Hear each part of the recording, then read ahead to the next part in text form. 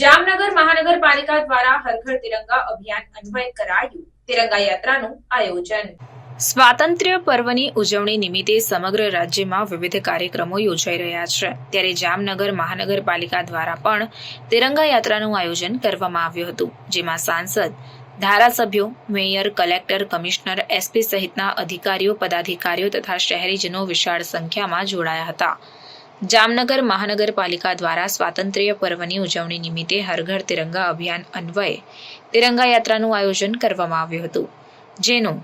લાખોટા તળાવ gate number 8 ખાતેથી પ્રારંભ થયો હતો। આ તિરંગા યાત્રામાં હાલારના સાંસદ પૂનમબેન માડમ, જામનગર ઉત્તરના ધારાસભ્ય રીવાબા જાડેજા, જામનગર દક્ષિણના ધારાસભ્ય Diveshbhai Akbari, mayor Vinodbhai Khimsuriya, deputy mayor Krishnaben Sodha, standing કમિટીના ચેરમેન નિલેશભાઈ કગથરા, દંડક કેતનભાઈ નાખવા, શાસક પક્ષના નેતા Ashishbhai Joshi, commissioner D N Modi, collector V K Pandya, જિલ્લા પોલીસ વડા પ્રેમ સુખ ડેલુ, શહેર ભાજપા પ્રમુખ ડોક્ટર વિમલભાઈ કગથરા, શહેર ભાજપા મહામંત્રી પ્રકાશભાઈ બામણિયા, વિજયસિંહ જેઠવા, કોર્પોરેટરો અરવિંદભાઈ સભાયા,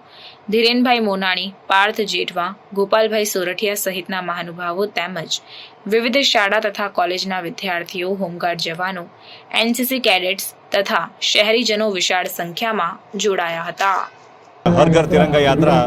આજ રોજ જામનગર શહેરમાં લાખોટા તળાવ કક્ષાએથી આજે ટૂંક ક્ષણોમાં થોડી ક્ષણોમાં પસાર થશે અને રાષ્ટ્રના ભવ્ય 3 રંગ છે એના રંગ સાથે આખા શહેરને એ રાષ્ટ્રની ભાવના એકદમ જાગૃત કરવા માટે એ એકતાને, રાષ્ટ્રીય અખંડતા એકતાને મજબૂત કરવા માટેનો પ્રયાસ જામનગર મ્યુનિસિપલ કોર્પોરેશન, જામનગરના ધારાસભ્યો, સંસદ સભ્યો, મંત્રીશ્રીઓ બધાથી પ્રયાસ કરવામાં આવ્યો છે અને આ યાત્રામાં મોટી સંખ્યામાં અત્યારે લોકો આપ જોઈ શકો છો જોડાયેલા છે। હર ઘર તિરંગા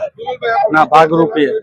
રાષ્ટ્રીય પર્વ આપણો 15મી ઓગસ્ટ ઘર ઘર તિરંગા હર ઘર તિરંગાના ભાગરૂપે આ જામનગર મહાનગરપાલિકા તરફથી સાંજે 5 વાગ્યા ઘર ઘર તિરંગાની રેલીનું આયોજન કરેલું હતું। આ મહારેલીમાં ત્રણેય ભાગ કલેક્ટર સાહેબ શ્રી, કમિશનર સાહેબ શ્રી, એસપી સાહેબ શ્રી, તમામ પ્રજાજનો બોડી સંખ્યામાં ઉપસ્થિત રહ્યા છે। બંને ધારાસભ્યો પૂનમબેન આજે સાંસદ સભ્ય શ્રી આ રેલીનું અત્યારે પ્રસ્થાન કરાવવામાં આવે છે।